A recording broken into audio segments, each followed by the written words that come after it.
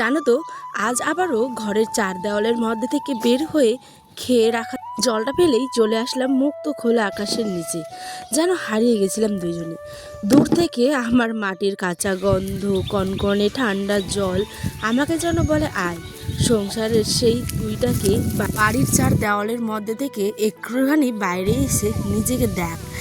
তো যেমন কথা মনের ঠিক তেমন কাজ বন্ধুরা। চলে গেলাম আজ আমি আর আমার বর দুইজনেই মাঠের দিকে। দেখো তো তোমরাও সেই নিজের তুমিটাকে চিনতে পারো কি না। ঘরের চার দেওয়ালের সেই আবদ্ধ পরিবেশটাকে একটুখানি ছেড়ে বাইরে মুক্ত খোলা আকাশের নিচে ঠান্ডা জল, মাটির গন্ধ, কত লোকের কাজ, যারা হয়তো এই সময় বসে খাওয়ার মতো আরও নির্ভরশীল হয়ে হয়তো তারাও দেখো ছুটে বেড়ায় এই নিজের সংগ্রামে। সত্যি কি আজব এই পৃথিবী, তাই না? আচ্ছা, কে বলেছে বলো তো যে আমি মেয়ে বলে বাইরে নাকি কাজ করতে পারবো না মাঠে? হ্যাঁ, অনেকে হয়তো বলে আমার সামনে না, কিন্তু আমার পিছনে। কিন্তু বিশ্বাস করো, তারা হয়তো সেই আমিটাকেই চিনতে পারে না যে ওই কি। আয়ান ডাকছে, দেখো। আল্লাহ,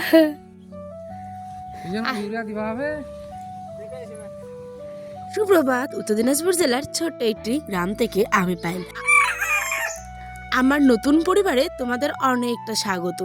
আমার এই ক্ষেত, বাড়ি, ঘর, মাঠ ঘাট তোমরা যে এত পরিমাণে ভালোবাসা দিয়েছো তা আমি ভাবতেও পারি না। আমি তোমাদের ভালোবাসা পেয়ে অনেকটা আপ্লুত, জানো তো। আমি গেছিলাম আজকে বরের সাথে মাঠে কাজ করতে। দাঁড়াও, কেউ স্কিপ করে যাও না কিন্তু।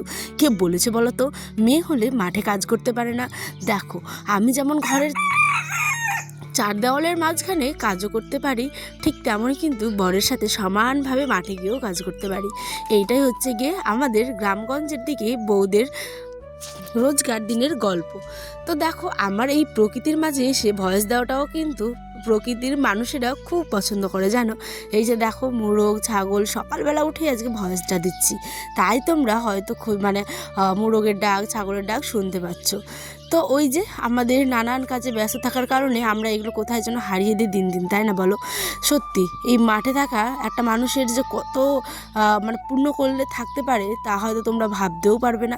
অনেকে হয়তো অনেক রকমের মত, কিন্তু আমার এটা পার্সোনাল মতামত, তাই তোমাদের সাথে একটুখানি শেয়ার করলাম। আজকে আমি আর বর গেছিলাম হচ্ছে মাঠে গিয়ে একটুখানি বরকে হেল্প করবো বলে।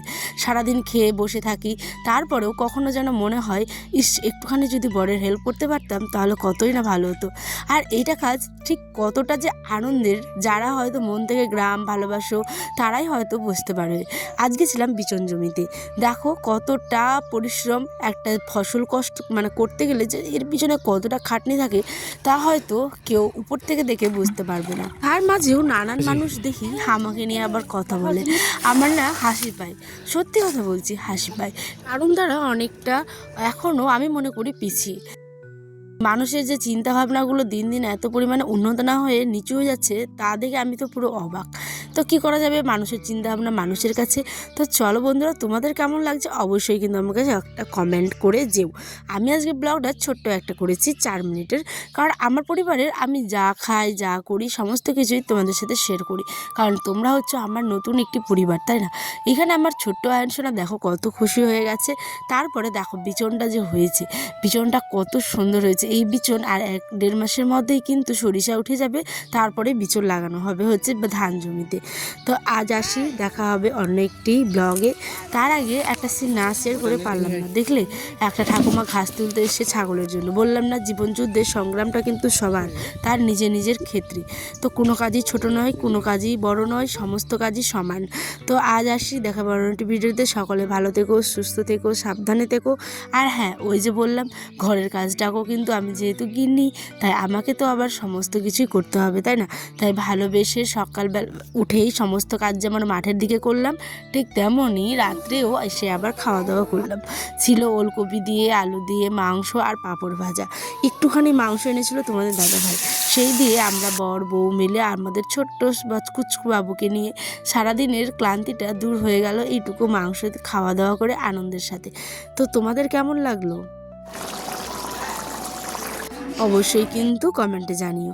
8টা বাজে, চলো এখন আমরা খাই। প্রতীক্ষায় আছে আমার ছোট্ট আয়ান পাঁপড় খাওয়ার জন্য, তাই তোকেও একটুখানি ভেঙে দিলাম। ওইও শান্তি, আমরাও শান্তি। তোমরাও এসো, টাটা।